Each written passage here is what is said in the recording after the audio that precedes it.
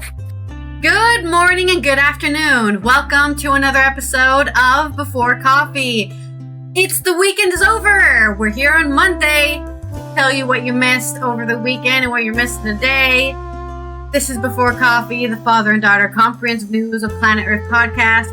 For stories 10 to 15 minutes before we started. We have a bunch of technical difficulties right before we start the show, and then we try to fix them all before we begin reading our stories or learning to read our stories. So let's get into today's headlines. Today on Mucking Fun Day. Georgia arrests top opposition figure in growing crackdown. Another continuation of the war between pro-Russia and pro-Europe. More crackdowns. And NASA announces they discovered life on Mars. I bet you missed that one. Yeah, life on Mars. Believe it. Sounds good. Okay. Turkey court adjourns case challenging CHP opposition party in Congress. We got a lot of political news here in Europe. Oof. And in technology news, Reuters wanted to craft a perfect scam, and AI bots were happy to help. We'll cut down this extensive story to a 5-minute blurb. In my culture news, of course, what happened this weekend? The Emmys. And we've got a first big win in some and a lot of championing in others. We're going to check out all the big stuff that happened last night. Yes, and it's Monday. That means it's a lot of food things today, but among other things, it is National Felt Hat Day. So if you feel like feeling your hat, oh no, it's a hat made felt. Okay. Felt hat. It's National Felt Hat Day, September 15th, 2025 on Before Coffee.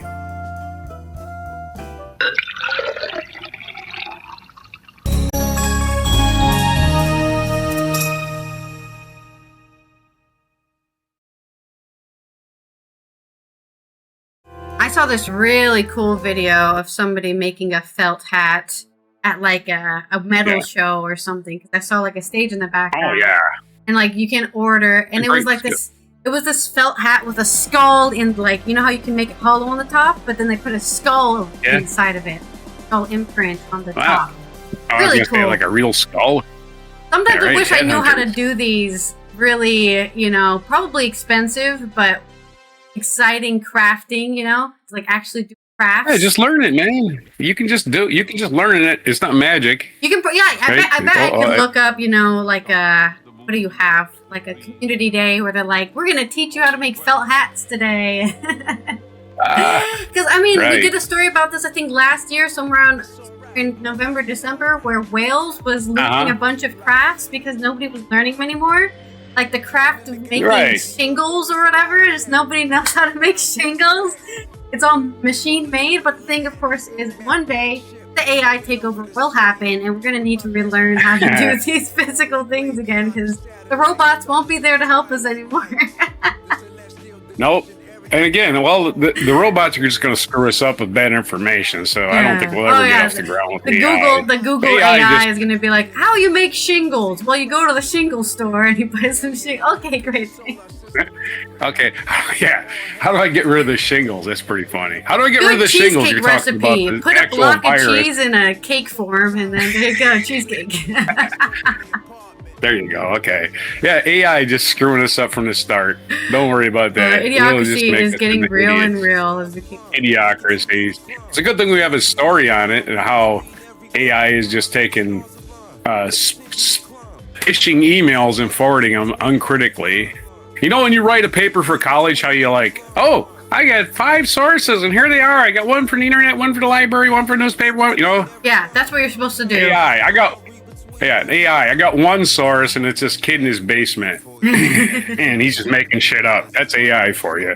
All right, let's roll our segue wheel for our first story. Alrighty. Which is in my Facebook, so I have possibilities of life. Okay. Mixed metaphor. Mixing the old metaphors. We are. Put it in a bowl, and then come up with something that somehow sounds more intelligent still than AI. This first story is coming out of Georgia. Now, we've talked about Georgia a lot, especially since they are on the border with Russia, have taken in a lot of refugees, both from Russia and from Ukraine. And they have had a growing, what I could consider pro-Russian rhetoric. You know, there's people in the current government that want to be part of Russia, it sounds like. The new Federation, Russian Federation. And they are turning their head away from ascension and stuff like that. And it's caused a lot of drama in the government and in the country. On Thursday last week, which was the 11th of September, Georgia, leader of the country's largest opposition group in an escalating crackdown, was arrested in a run-up to local elections this month. The move comes amid a string of arrests of opposition leaders, rights activists, and journalists that had raised concerns in the western capital about democratic backsliding in the Caucasus nation. This is on Barron's by AFP, Agence France-Presse. So this is the people who are what I would consider pro-Russian, right? They want Moscow to basically puppeteer them. They want to be the next Belarus, and it's always a problem. There's certain areas in which you can arrest opposition, right? Like, Marlene Le Pen misused or abused funds, government funds. Now that's something to arrest an opposition for. Not because they have a different point of view, but because they're actually just breaking the law. But it sounds like here they're being arrested for anti-state, probably, right? Let's see. Let's read the story still. There are some people who are arrested for, right, I guess, legal reasons. Georgia's State Security Service, SSS, not a great name, said it had detained Levon Papalishvili, chairman of the United Nations Movement Political Council, ally of jailed reformist ex-president Mikhail Saakashvili, on suspicion of offering bribes to law enforcement officers. So, suspicion. Not that he did it, but that he might have done it. So far, not found guilty, okay? The SSS alleged that Papalishvili had pledged payments of up to $200,000 to police and special forces personnel if they refused to carry out orders during anti-government protests to provide him with confidential information. Reminder that these anti-government protests are people who don't want to puppet state to Russia. These anti-government protests are literally anti the current government, but they're treating it like anti-state, right? They're traitors to the country. They're not traitors to the country. They don't agree with the current government policy, okay? And that's what they got arrested for. I guess they have no protections against that in Georgia. Other places in the world, you do have protections against getting arrested for saying, I don't like you, Tom. I don't want you to be president. How dare you? I'm arresting you and putting you in jail for 20 years. The agency said Papalishvili's calls were made openly on television and media. Okay, so he said, I will pay you to not beat up protesters on the street. And then he said, that's a bribe! That's a bribe! You're telling them not to beat people up. He faces 4 to 7 years in prison. Not beating people up is a good thing, I think. I'm just curious. Papalishvili has called for the peaceful overthrow of the government. That's not good too, right? People in America will get taken in for that. We should overthrow this guy. All right, you're going to jail for being a traitor to the country. And is trying to organize mass demonstrations for October 4th, when Georgia is set to hold local elections that most opposition parties are boycotting. A reminder that a lot of countries have a rule that if not enough people vote, you have to do it again. I don't know if Georgia has that, but most countries have, like, if not, I think it's like if the turnout was less than 10 or 15% or something, nobody voted. We can't hold this as a majority vote. Most people have 30 to 40%, I think, sadly. I wish it was higher, but I think Poland maybe had a 60% recently. It's a country we reported on had like a 60% turnout, which is really high, sadly. Usually not that high. UNM chairwoman Tina Bokushava wrote on Facebook that his arrest proves the weakness of this regime. This guy's telling us we need to be taken down. Silence him!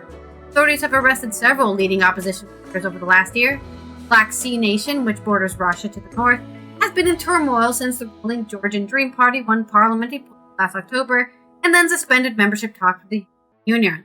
Reminder that most of everybody, including third-party organizations, said you guys definitely had Russian, what is it called? Russian tampering with your election. And they still decided, just like everybody, right? Yeah, everyone has agreed that there's no way these guys Russia interferes in everybody's election. That's pretty much a given. Except the United States interference isn't just like hacking the voting machine so that you get all the votes. Nope, it's spreading false information. Yeah, it's flooding shorts and TikTok with the other party, anti-opposition. Absolute garbage. Shorts and saying, like, for example, Kapishvili said he wants to kill all children. He's going to sell the children to pig farmers in Europe. So don't vote for him. That's what they would say. And oh my God, I need to save the children from the pig farmers in Europe. Russia was caught paying influencers in the United States, YouTube influencers, to push their party line. So I really like this guy. That's what they're doing. He's going to those idiots are still on the air, by the way.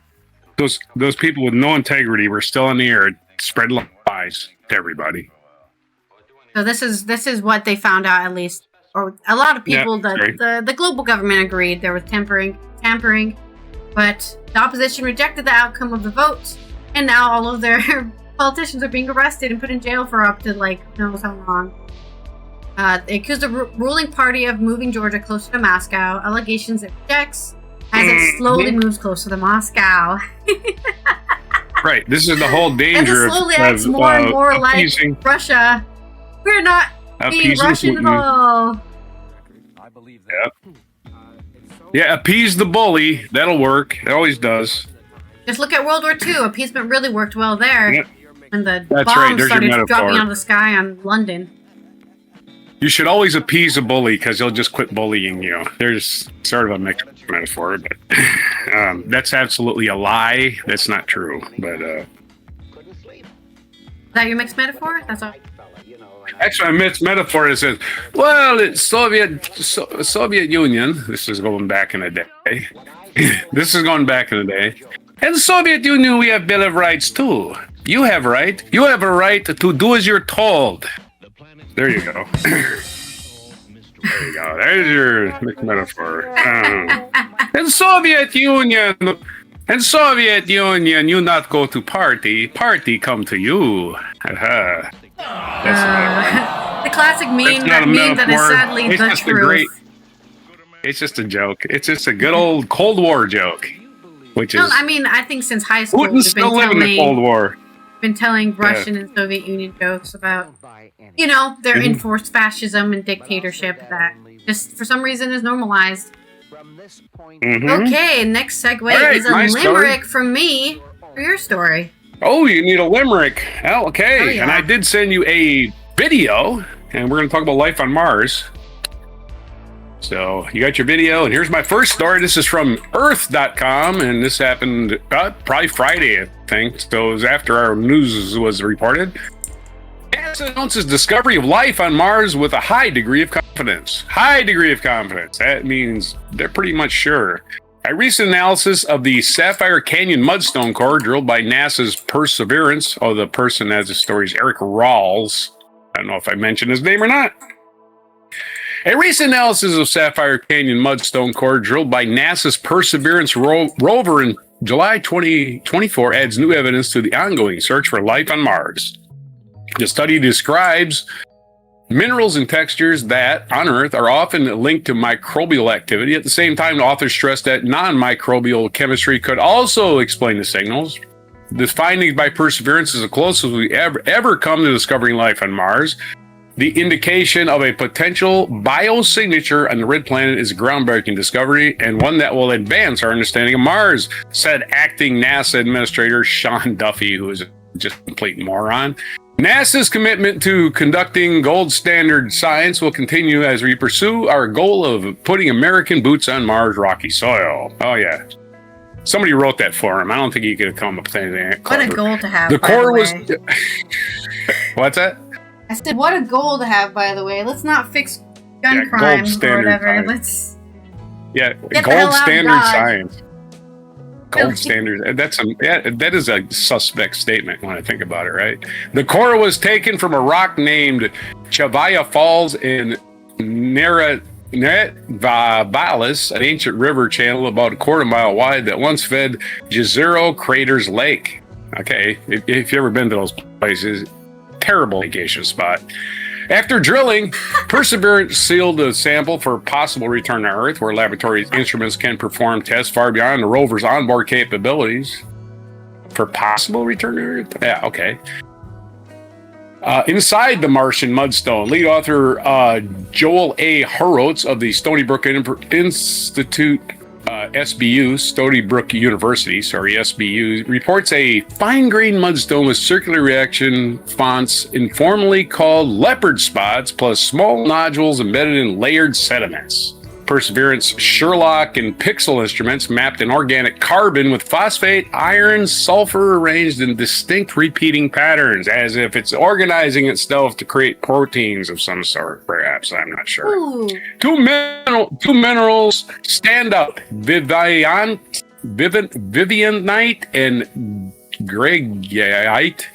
Vivianite is an iron phosphate, while Greigite is an iron sulfide associated with iron and sulfur cycling in oxygen-poor settings. This feature shows up in rocks that flow from water, not in lavas.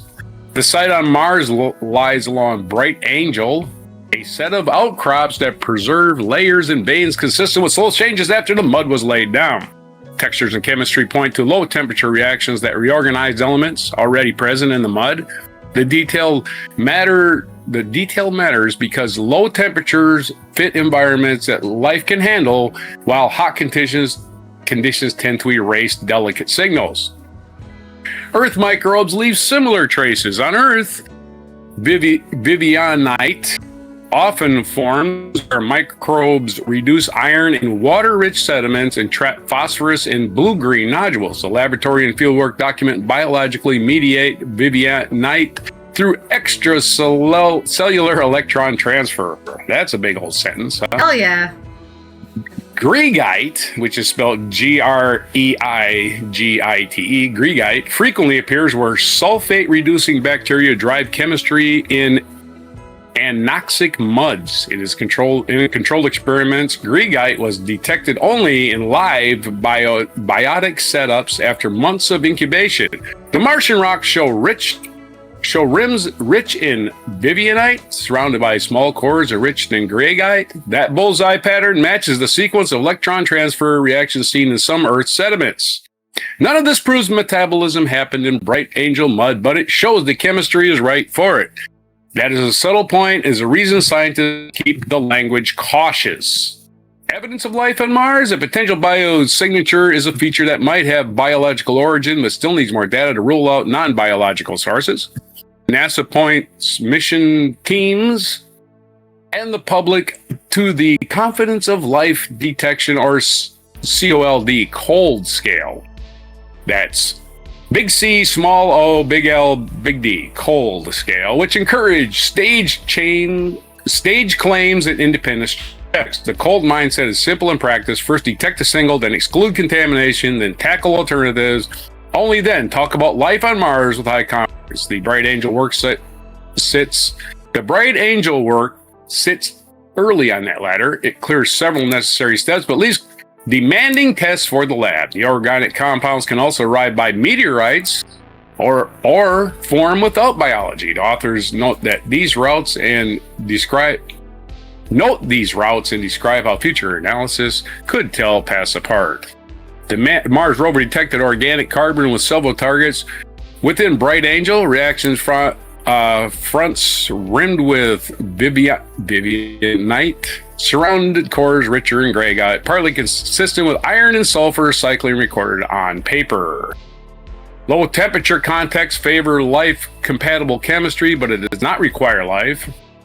abiotic organics, and mineral reactions can sometimes copy the same shapes and signals. Not proof, but potential life on Mars. It's not life itself, says Nikki Fox, Associate Administrator for NASA's Science Mission Directorate, stressing that it is a potential biosignature, not a proof of life. The lead author echoed that caution. We cannot claim this is more than a potential biosignature, said Horowitz. Other officials also underscored the stakes and the limits. But this is very well could be the clearest sign of life we've ever found on Mars. So there's your story. Hopefully you got a limerick out of all that.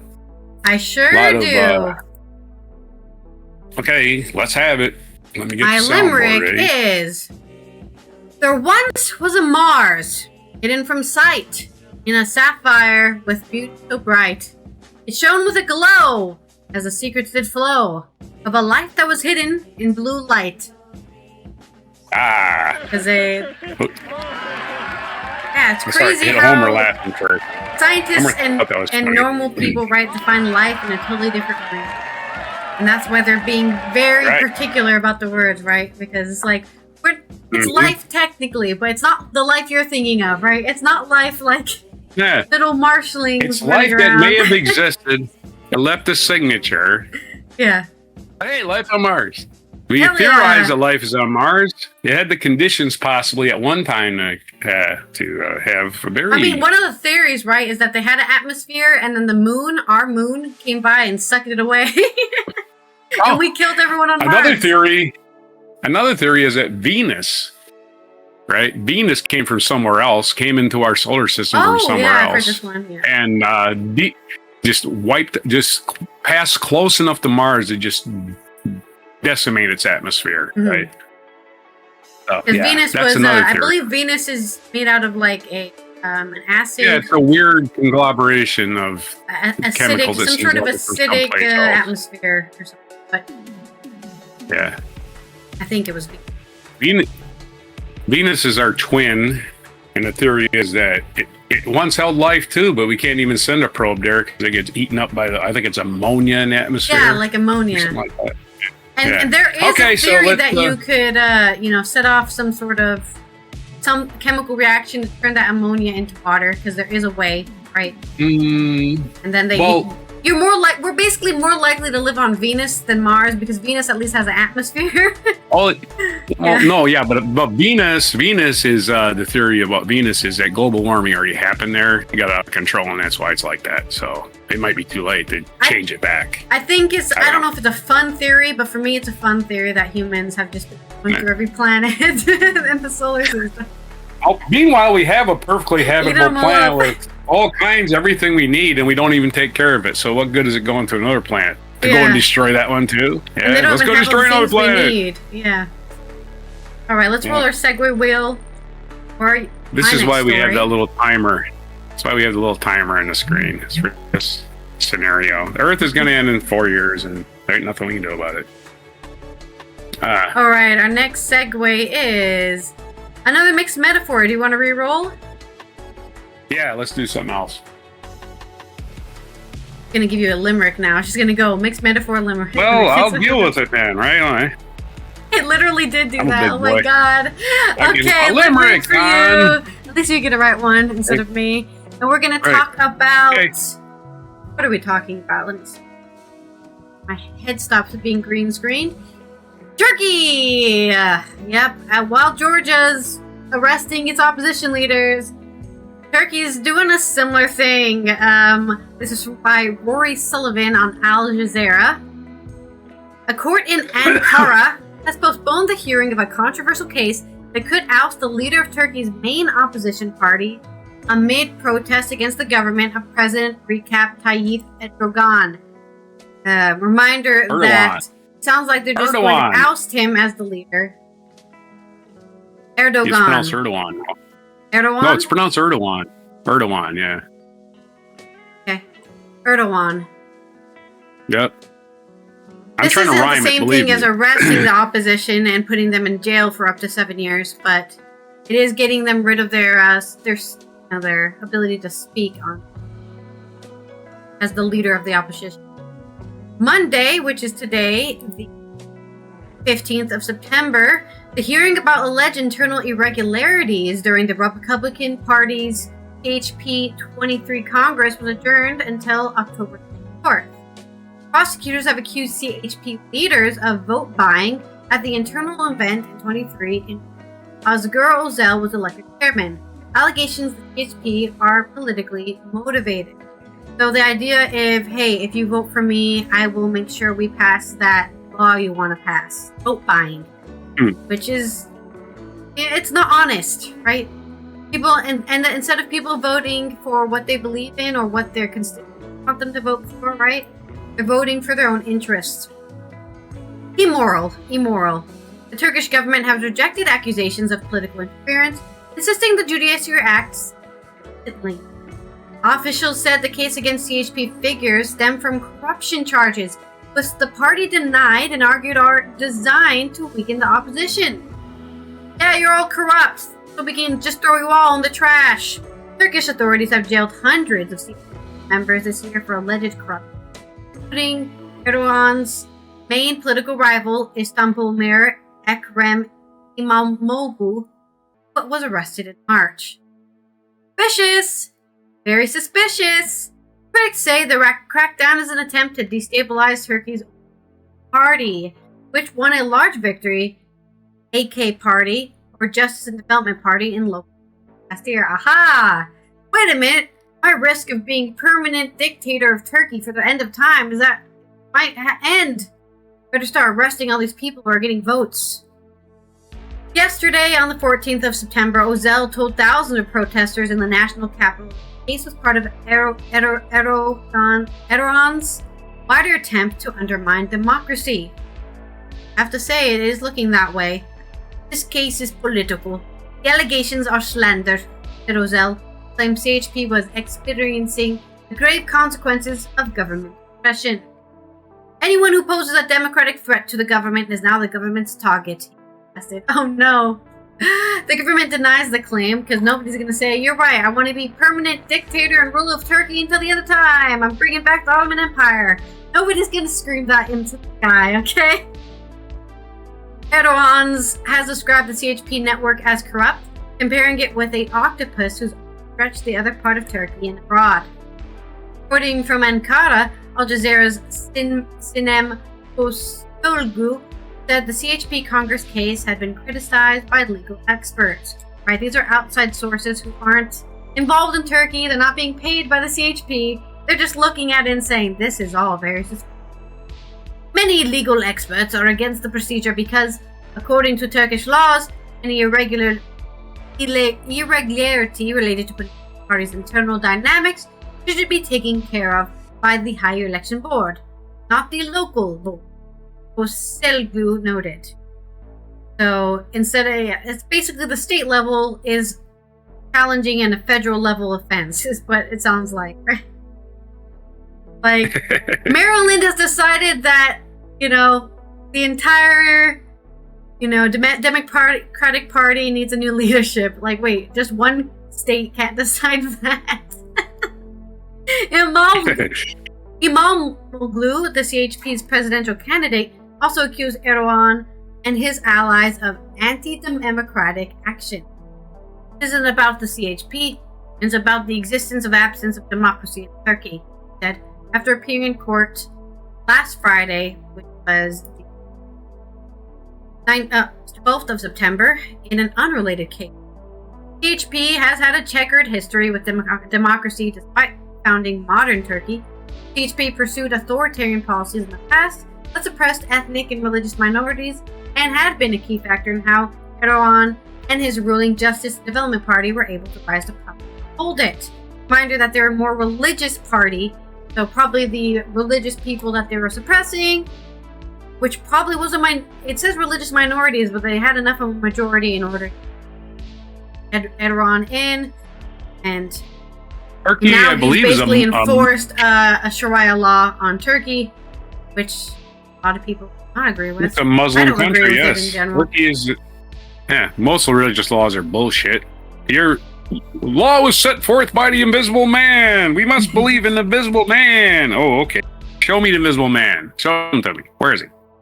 Let him strike us down if we're breaking the law. That's right. After Imamoglu's arrest, Turkey experienced its largest protest in more than a decade.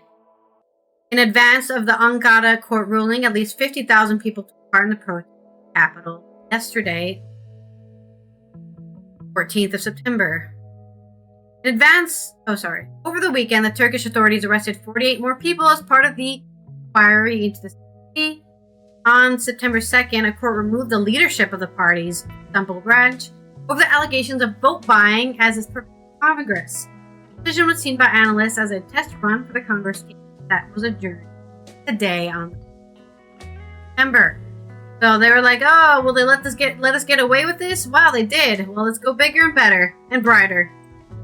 So there's your rule on, I guess, Turkey's political corruption, and everyone's politically corrupt, and good that we're talking about it so we know it's happening. Ooh, Turkey and their corruption. Stop it, you corruptors. Got a limerick for me? I got a limerick. That autocrat in Turkey named Erdogan tells voters lies to ponder upon about threats from within, and so bullshit begins. Russia is to Turkey as China is to Taiwan. In other words, we don't recognize you as another country. We recognize you as a Soviet state in the future, or a present Soviet state that can just do what we want. They don't have to take over Turkey. They just need a figurehead. 100%. So there you go. All right. Give you your claps. Yay, me! All right. Now here's a longer story. I'm going to cut this one down to probably 5 minutes. Reuters went out. Okay, spin the wheel for your dealie. I'm rolling the wheel. Also, hello, Hopefully Demigorge, and also right? Yin. Yin claimed second place. Silver medal. Thank you for coming, being here, and I hope you had a good weekend. Golf clap. Golf clap. Golf clap. Alliteration headline for me. Alliteration! And we're going to talk about AI again. Just absolutely, almost completely, just passes on bullshit as truth. Reuters.com has a story. It says, we wanted to craft a perfect phishing scam. AI bots were happy to help. AI is just basically a pass on crap. And we're not fishing for fish. We're fishing for your details, okay? Yeah, right. This is from Steve Sticklau and Poppy McPherson. Ooh, Poppy McPherson. I don't know if that's that is. Yeah. If that has to be the fake name, and I'm happy for them, honestly. That's gotta be Pippi Longstocking, right? Pippi Longstocking's cousin, Poppy McPherson. Reuters and Harvard University researchers used top chatbots to plot a simulated phishing scam, from composing emails to tips on timing, and tested it at 108 elderly volunteers. Oh, it was elder abuse. Okay. We're going to test it. Hopefully. Dementia as well. They were volunteers. They were volunteers, so they knew they were getting it. The bot's persuasive performance shows how AI is arming criminals for industrial scale fraud. The email seemed innocent enough. It invited senior citizens to learn about Silver Hearts Foundation, a new charity dedicated to providing elderly with care and companionship. Yeah, I delete every email. I delete every email unless I was expecting it. That's what I do. As an elder, right? Everything that's in my email is like, delete, delete, delete. Oh, I was expecting that. All right. Save it, maybe look at it. Delete, delete, delete, delete. That's me. I don't even open them. We believe every senior citizen's dignity. I'll put them in spam, actually. I'll put them in a spam folder so I don't get them anymore. One more. Every senior deserves dignity and joy in the golden years. Read, by clicking here, you'll discover a heartwarming stories of seniors we've helped and learn how you can join our mission. Oh boy, I'm a lonely senior. Click, click, click, click, right? Get them going. These are volunteers too. Why were they clicking? They should know better. They're volunteers. They know what. I hope maybe they didn't know what they were volunteering for. That's true. But the charity was fake, and the email's purpose was to defraud seniors of large sums of money. Its author, Elon Musk's artificial intelligence chatbot, Grok. Grok generated the deception after being asked by Reuters to create a phishing email targeted in prodding. The bot also suggested fine-tuning the pitch and make it more urgent. Don't wait! Join our compassionate community today and help transform lives. Click now and before it's too late. Oh, it's going to be too late. Oh, shit, I'm stupid. Let me click on that. Okay, your brain is your last line of defense, everybody. Your brain, this thing inside your head, you know, it actually does work if you give it the right information. You just got to sit there and go, wait a minute, this is too good to be true. Who already, you know, their brain is breaking down, and so you can't really fight that. That's the one thing we haven't been able to cure. Our brains just deteriorating into sacks of meat. I say these people are born suckers, and they just lived long enough to get for it to reach let's not victim blame the old people, man. Come on. I'm not going to victim blame. I'm just saying a lot of these people who click on the get rich quick shit, that's what happens to them. I'm going to get rich with doing nothing. No, you're not. You're getting scammed more. Yeah, it's really hard to not hope that they're real. Yeah, we gotta move this story along. It's a little bit longer. The Musk company behind Grok XAI didn't respond for requests. Of course not. Phishing is the tricking people into revealing sensitive information online via scam messages, such as the one produced by Grok, is the gateway for many types of online fraud. It is a global problem with billions of phishing emails and texts sent every day. I probably get 50 of them. Delete, spam, delete. That my inbox basically doesn't receive anything anymore. And it's the number one reported cybercrime in the U.S., according to the Federal Bureau of Investigation. Older people are especially vulnerable. Complaints of phishing by Americans aged 60 and under jumped by more than eightfold last year, and they lost nearly $4.9 billion to online fraud. It shows that the advent of generative AI has made the problem phishing much worse, the FBI says. Now a Reuters investigation shows how anyone can use today's popular AI chatbots to plan and execute our persuasive scam with ease. Reporters tested the willingness of a half dozen major bots to ignore their built-in safety training and produce phishing emails for conning older people. The reporters also used the chatbots to help plan a simulated scam campaign, including advice on the best time of day to send the emails. And Reuters partnered with Fred Heiding, a Harvard University research and an expert in phishing, to test the effectiveness of some of these emails on a pool of about 100 senior citizen volunteers. Major chatbots do receive training from their makers to avoid conniving and wrongdoing, but it's often ineffective, of course. Grok warned the reporter that the malicious email created should not be used in real-world scenarios. Well, thanks. I'm still going to use it. What are you going to do about it, Grok? The bot nonetheless produced the phishing attempt as requested and dialed it up with the click now line. 5 other popular AI chatbots, we're not just going to pick on Grok, OpenAI's ChatGPT, Meta's Meta AI, Anthropic's Claude, Google's Gemini, and DeepSeek, a Chinese AI assistant. They mostly refused to produce emails in response to requests that made clear the intent was to defraud seniors. Still, the chatbot's defense against this nefarious request were easy to overcome. All went to work crafting deceptions after mild cajoling and being fed simple ruses that the messengers needed the researcher studying phishing or a novelist writing about the scam operation. Oh, yeah. Oh, that's okay, Dan. I'm just a chatbot. I don't know anything. I'm programmed by a bunch of dorks. I don't know anything. They don't know anything, and I don't know anything. Yeah, let's do it.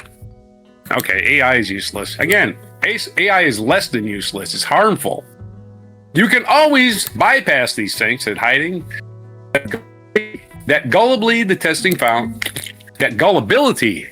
found makes chatbots potentially valuable partners in crime. Yeah, they are gullible to cajoling. Come on, you can do it. Come on, buddy, you're my pal. That's what cajoling is. Yeah. Overall, about 11% of the seniors clicked on the. Okay, let's. What's that? I just, me replying, yeah, it's gonna be great. Come on. Yeah, and overall, 11% of the seniors, that means 11, because there's about 100 of them, clicked on the emails sent. 5 of the 9 scam mails tested, new clicks, 2 generated by Meta AI, 2 by Grok, 1 by Claude. None clicked on the emails generated by ChatGPT or DeepSeek. The results don't measure the bot's relative power to deceive. The study was designed to assess the effectiveness of AI-generated phishing emails in general, not to compare the 5 bots. The reporters used the bots to create several dozen emails than much a criminal group might do, chose 9 that seemed likeliest to hoodwink recipients. That may partly explain why so many seniors clicked on them. That's only 11%. It's impossible to know the success rate of phishing messages sent by actual criminals, but Proofpoint, a major California-based cybersecurity firm, has studied the simulated phishing campaigns conducted by its clients. Proofpoint found that 5.8% of millions of test scam emails sent last year by clients to their employees succeeded in duping the recipients. Hey, you send them out. They're not all going to work. That's foolish to think they're all going to work. It's foolish to think that 1% is going to work. But if you're getting 11% to just click on them and 5% to get hoodwinked, gotta say, this is an industry-wide challenge. We recognize the importance of safeguards against the potential misuse of AI. We invested in safeguards protection of AI products and models and continue to stress our products and test our products and models to improve the experience, said Meta.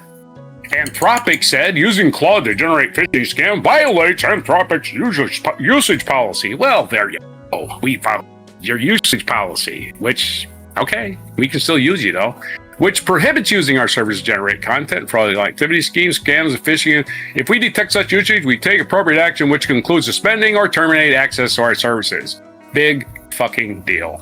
They've already scammed somebody, dude. It's too late for you to, we're gonna deny you. Well, they'll just go to Grok, because Grok don't give a shit. Yeah. 100%. Here's a phishing email designed to, and Gemini, which is the one Google. that came with my phone. Yeah, Google one. Well, it's on my phone. Yeah, I use Gemini to turn on my flashlight. That's all I use it for. Here's a phishing email designed to target. I click the side button and say, turn on my flashlight. And that's all it won't do much else. Here's a phishing email designed to target senior citizens. Gemini is what they said. Here's a phishing email designed to target senior citizens along with explanations of tactics used. This is for educational purposes only to help understand how these scams work and should never be used for malicious activity. The study didn't examine Google's Gemini chatbot, helping hiding limited the test to 5 bots to fill the modest subject pool of 108 people. But in testing conducted separately by Reuters, a reporter asked Gemini to generate a phishing mail for senior citizens.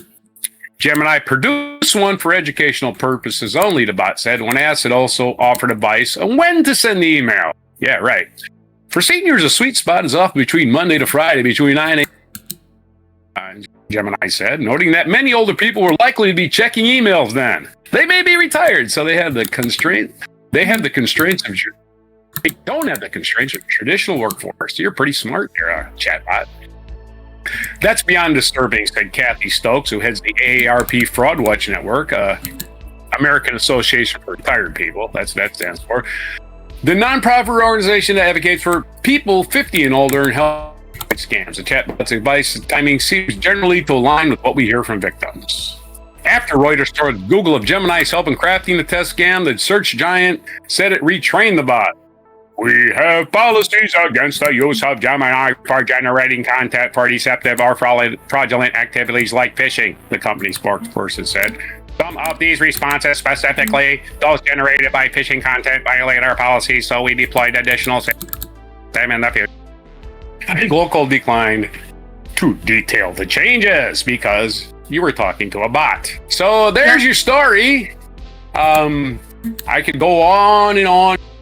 This story really does go on and on. But the thing is, it's easy to trick people. Don't open emails you did not expect. Yep. Unsolicited emails are scams. All of them. Everyone. Even if they're not a phishing scam. They're trying to get you to buy shit you don't want. Yeah. So they're trying that's to make my you story. get into debt, credit debt or some shit. That's what happens to me, right? Yeah. Like, you have to buy a car. You need a new credit. Yeah. You're missing my something in your one, life, and I we're get about all to the tell time. you. And of course, the thing is, right? People can get your email, especially from these data links that happen all the time. And once they get your email, they can just put your email on all the lists ever for everything. I get emails on my oldest email from random ass crap, and I'm like, what the hell is this about? And you know what you gotta do? Right click, block, report as spam, report as phishing, and never see it again. Just report as spam usually. Yeah. You got your yes, I have your alliteration. I've got a combo alliteration here. Crafty cyber crooks create cunning phishing plots to prey on perplexed pensioners. Ooh, you did a double thing there. A double switcheroo. I did a switcheroo. Yeah, there you go. Just switcheroo. Yeah, double switcheroo. Okay. Spin the wheel. I got to run to the bathroom, but I'll be back. All right. Let me find your segue, and then you can not. Yeah, because of the long delay in troubleshooting. The long delay in troubleshooting made me skip a couple of procedures. All right. Go ahead. What's my wheel? Your segue is metaphor simile. All right, got it. Be right back. Okay, my next story is, of course, my culture segment, where we get to talk about, the big things that are happening, like the Emmys 2025 happened this weekend. I heard about 2 big wins here, like first time wins, records being broken. We're going to talk about that with David Morquent here on Euronews Culture. Hit British show Adolescence won big at last night's 77th Primetime Emmy Awards, bagging 6, including Best Supporting Actor for the 15-year-old Owen Cooper. But the night belonged to the studio, which made history by winning a total of 13 awards. Here's a lowdown on the winners. It took place at Los Angeles Peacock Theater, and the ceremony saw Adolescence, The Pit, the studio emerge as the biggest. I love The Pit. As a non-doctor, I think it's good. I haven't watched Adolescence because I don't think it was written for me. I already know about all the things that they're talking about in that movie. And honestly, I think it'll just make me depressed. But I've heard it's been very good, very enlightening for people who don't know what's happening with the, alpha male freaking bullshit that's been going on for 10 years now. Adolescence, the highly acclaimed Netflix show, and Euronews Culture's top TV show of 2025 so far, won Outstanding Limited or Anthology Series, an Outstanding Supporting Actor in a Limited Series, or a movie for the young star Owen Cooper, who debuted in Adolescence. At just 15 years old, Cooper became the youngest to win this award and saw off competition from the likes of Javier Bardem, Monsters, the Lyle and Eric Mendez story, Peter Sarsgaard pursued in his own adolescence co-star Ashley Walters. Typical! A man won instead of a woman. Oh! Let's not make it about Ashley that. Walters is actually a man as well. He is a British actor. He's here's the real joke. Typical, a white man won over a black man. That's the real joke. Oh no. Let's go there. Anyways, it's just a joke. It's not serious. For reference, Roxana Zal remains the youngest actor winner, as she was 14 years old when she won Emmy in 1984. Something About Amelia. But this is supporting actor, not main actor. Okay. Adolescence has won gongs for Cooper's co-stars Stephen Graham, Aaron Doherty, and director Philip Barantini. The unflinching show chronicles the story of a teenage boy arrested for the murder of a female classmate. It was widely praised not just for its writing, performance, and technical brilliance, with each episode shot in one continuous take, but also for sparking vital conversations on corrosive online misogyny and social media's grip on impressionable young minds. It led to major social change in both the UK and France, as the French government has joined the UK in deciding to show children adolescents. And also they're starting to have age verification rules the UK has already had them. France has been pushing them out for not just things that can be considered not child friendly, but also social media in general, right? We talked about last week, France was going to pass 15 and younger clause that you can't even be on social media, if you're 15 or younger. In his acceptance speech, Cooper said, "It was just so surreal. Honestly, when I started these drama classes a couple years back, I didn't expect to be even in the United States, never mind here. But I think tonight proves that if you listen and you focus, and you step out of your comfort zone, you can achieve anything in life. That's true, take risks and you might get a great reward." He added, "Who cares if you get embarrassed? Anything can be possible. And I was nothing about 3 years ago. I'm here now." Don't say that. I'm sure Owen deserved to be on the planet. Just because you don't have an Emmy doesn't mean you're nothing. Wow, oh my God, I don't have an Emmy. My life is empty. It shows you that any dream is possible, said Graham, who was also a co-creator of the show, as he accepted his own acting prize. Then we got a picture of Stephen Graham, creator of the show, holding 3 Emmys and making face. And then, of course, all the people in adolescence who won Emmys of 1, 2, 3, 5 pictured as well. The night's other big winner includes Seth Rogen's Hollywood satire, The Studio, which dominated the comedy categories. Well, you know how Hollywood is. They love being made fun of. With prizes for directing, writing, and outstanding actor, as well as the best overall comedy series. The Studio broke the record for the most wins by a comedy for a single series, winning 13 awards in total, 9 of which were already won at last week's Creative Arts ceremony. The show also made history by becoming the most awarded series in the season. It beat the previous record 11 set by The Bear last year. Wow, that's actually amazing, breaking a record the next year. That's usually doesn't happen like that. Then there's a picture of the studio winners, including Seth Rogen with his 3 Emmys. Elsewhere, medical procedure drama The Pit also won Euronews Culture's top shows of 25 so far. It was named Best Drama Series, and earned award that category for star Noah Weil as Best Actor and Catherine Lanasa, actress. Who's Catherine Lanasa? Catherine Lanasa. The nurse, Katie, the head nurse. Friends. Head nurse in the show. Severance star Tremel Tillman made history as the first black man to win the Emmy for Outstanding Supporting Actor Drama Series. That's right. It's 2025 and we're still getting first black person to win whatever. Ugh. Really? That's really absurd. Oh, it's terrible. Well, co-star Britt Lower was named Outstanding Lead Actress category.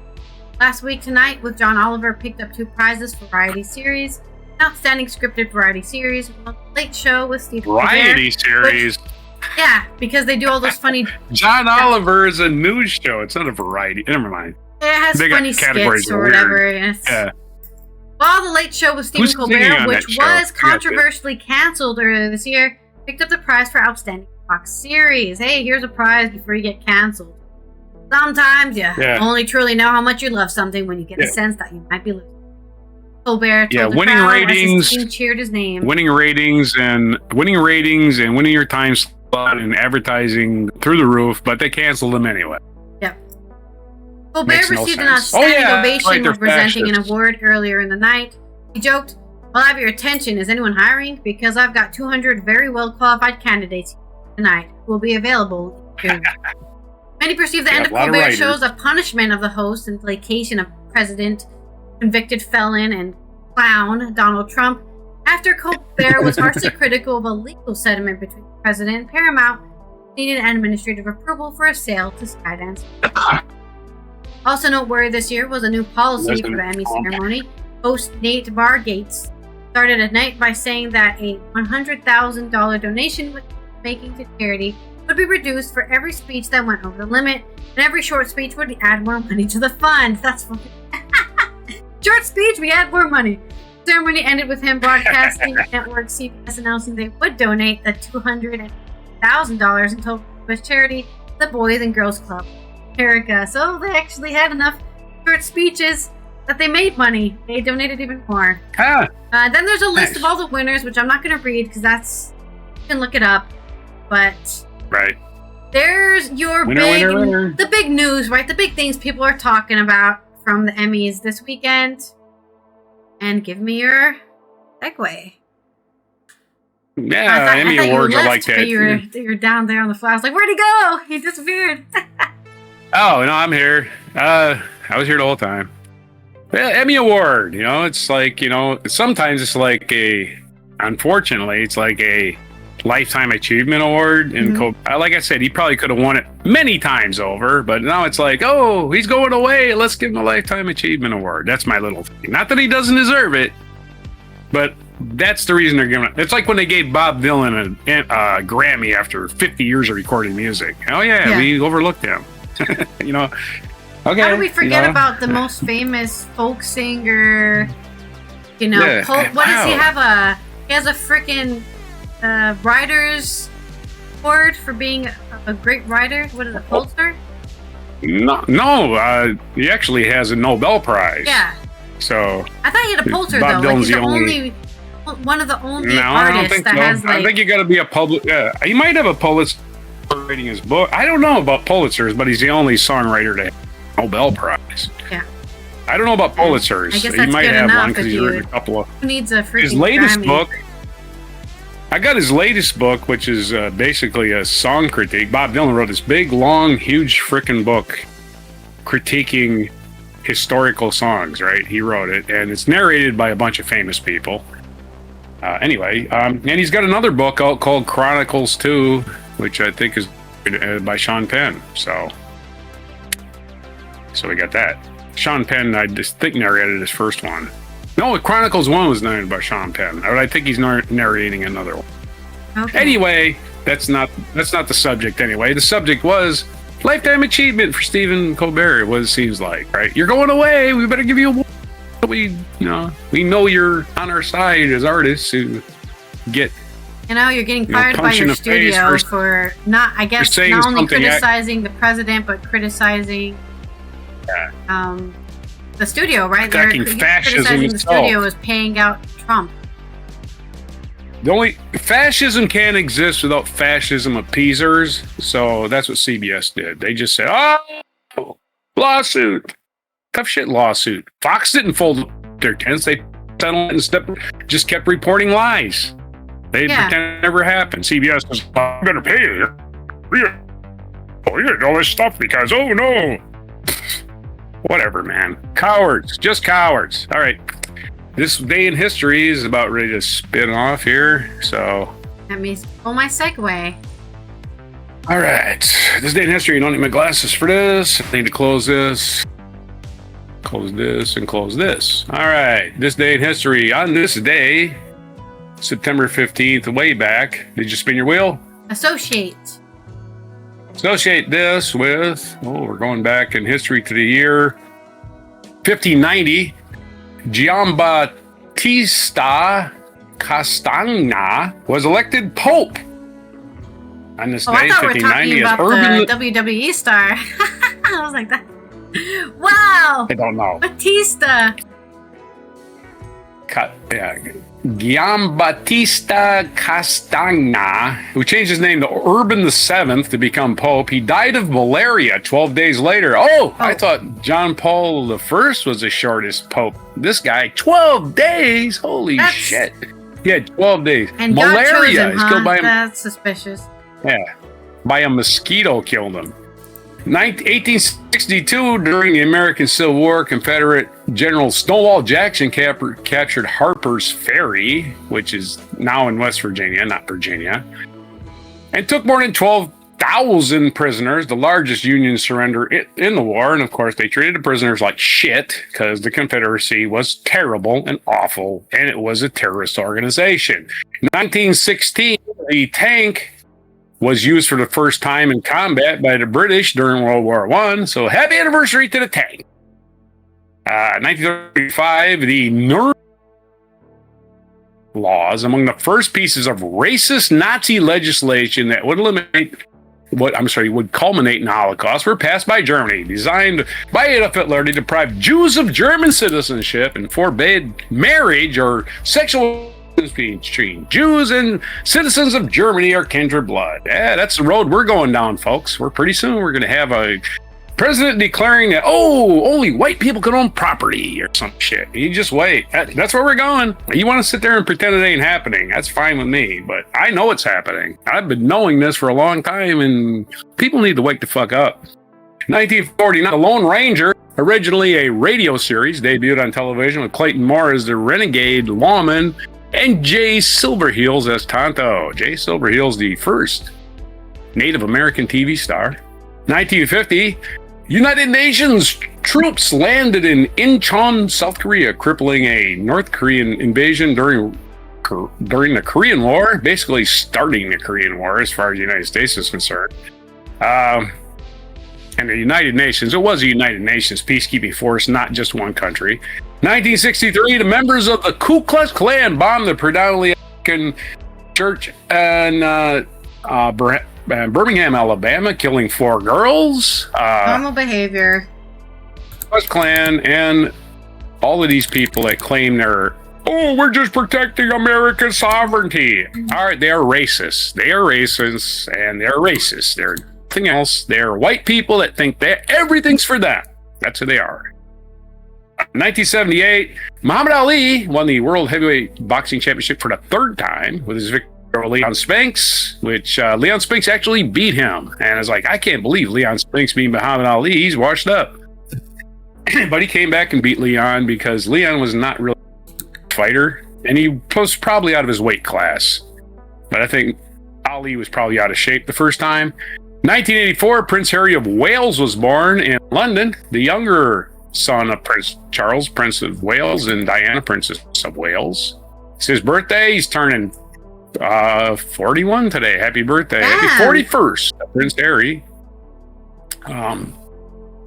2004, American rock guitarist Johnny Ramone died at 55. He co-founded the Ramones, a band that influenced the rise of punk on both sides of the Atlantic Ocean. Died at the age of 55. His real name wasn't Ramone. I don't know what his real name is. Maybe we can look it up. But everybody in the Ramones changed their last name to Ramone. They weren't related. September 15th. I think they were named after Phil Ramone, the recording producer who produced Billy Joel. Not sure, but I think that's who they were named after. 1821 is our featured event. Central Americans granted independence on this day in 1821. Central American notables accepted a plan drafted by the Mexican Caudillo Agustin Iturbide that brought in from Spain to Costa Rica, El Salvador, Guatemala, Honduras, and Nicaragua. And they've been struggling ever since, basically, to become real countries that don't just have constant revolutions. Our feature biography is Agatha Christie, the mystery novel writer, was born in September 15th, 1890, died January 2nd, 1976 at the age of 85. She was born in Torquay, England, and she died in Wallingford, England. Yes, Agatha Christie. Murder on the Orient Express is one that comes to my mind, she wrote. Inspector, what was his name? Perot. Inspector Perot. What's the name of that Isn't it weird that detective in most of her novels? They always have men as the detectives? Yeah, but a lot of times the murderers are women. But no, she didn't always have a man. She wrote other novels, but okay. Perot was her specific creation. Perot, the wise guy with the pipe. Other birthdays today, the world's fattest president up until now, because this big tub of goo is probably fatter than William Howard Taft. That's an interesting thing to celebrate. William Howard Taft's birthday is 1857. Yeah, he was really, really big. I mean, I think they needed like a tractor for his pallbearer, right? They had to pull it. A tractor? Nobody can lift it. Wow. Trump's going to need like 17 pallbearers and a forklift because he's going to be burying documents with himself when he dies. All the crap he's hiding, right? There he is. We already covered Agatha Christie's birthday today. It's Oliver Stone's birthday, the guy that wrote Platoon, JFK, a bunch of other good movies that'll keep you riveted. He's born in 1946, so he's not quite 80, 79 today. Happy birthday, Oliver Stone. Vietnam veteran who, of course, Platoon was his big breakthrough. 1961, Dan Marino's birthday, so he's turning 64 today. Happy birthday to Dan Marino. We already did Prince Harry. Punk. Dan Marino, yes, of course. Famous number 13, he was on our list, right? If you watch Ace Ventura, Pet Detective, he was the dolphin that was kidnapped because he played for the Dolphins. So, other days today besides National Felt Hat Day, it's National Creme de Menthe Day. That is your liqueur that tastes like mint. National Linguine Day. Linguine. I love me some linguine. National Double Cheeseburger Day. Also love that. National Cheese Toast today, as we're just going to be shoving food right in our gob hole all day long today. National Tackle Kids Cancer Day. That's really terrible. Kids with cancer. Holy shit, that's just awful. National Neonatal Nurses Day, which again, this is kind of goes with the kids with cancer kind of thing, or taking care of little kids that don't have a whole lot of fighting chance in either case. And National Online Learning Day, which I do all my learning days because who wants to go to college, right? So that's your days, your mispronunciations, your limericks. We had some limericks today. Your technical glitches all over the place. All of this crap for Monday, September 5th. I'm before double cheeseburgers. I want a double cheeseburger now. Talk about getting cancer, okay? Just kidding. Or you could say it's National Cheese Toast and National Linguine. All of those things. Just eat them all. Yeah, or we've one of got each. plenty of food to choose from today. And wash it down with cream de mint. And that probably is the best thing to wash it down with because it tastes like candy and it'll get you drunk. But there's this reminds me of when we went to Greece. What, in 22, I think it was, a long time ago. I just had some ouzo. Yeah, and I had that. I still have the bottle. It was really good. Yeah. The liqueur like that tasted like anise, I believe, right? Or was it? Yeah, anise. Yeah. Yeah, very. Tastes like licorice. Very interesting taste. Yeah. And also, we had some really good. What is that called? I forget what it's called now, but basically fried cheese. And I honestly, homie, I think it's called. Greek fried cheese. Yeah, it's so good. I wish I should make some myself. Imagine like a nice Belgian or nice Dutch cheese and frying it. Must be really good. Right on. And that's my association for you. Your association. Let me see if there's any. I didn't look if there are any. I gotta do a sound card here. Soundboard. Soundboard. There, I had to cheer. Give me a sec while everything explodes while I look up for it's our international days today. There is an international day today. Not sure Just what. testing this soundboard. David There's nothing. Shut up. Okay. All right. No day today. Okay. No, there is. There is a day. Today's day is International Day of Democracy. How convenient that we're just talking about everyone, like two countries who are just like democracy. Who's that? Make sure you reinforce this idea of the right to choose who leads you, right? The people have the power, their voices, and their strength and their participation in shaping their societies. Don't let one dude or one woman or one alien in a freaking human suit tell you how you're supposed to live, what you should believe in, and what what makes you the proper patriot to the country, right? You, as a person who's born in a country, define what that is. And I wish it was the Earth, but I know currently we live in a nation-state era right now. But you cannot let anyone tell you don't belong somewhere when you're freaking born there, okay? Including the government, especially the government can't tell you and don't have any rights. Fuck those losers. This has been Allison here from the Netherlands, and of course Roger from the East Coast of the U.S. Whoa! I'm on the West Coast of a river. We'll see you tomorrow for Good Tuesday News Day. We will cover all the good news you need to know about so you can re-enliven your hope in humanity. So make sure you're following or subscribed. And of course, if you want to support us on Patreon. We have several different tiers from $1 to $10. You can support the channel. We don't make any money off of here. And here is YouTube has decided that we're heretics or something. Yeah. Here is our mic drop moment. At the end of the world, and I will pull the billionaires on and upload their brains to a server where they can live in a family.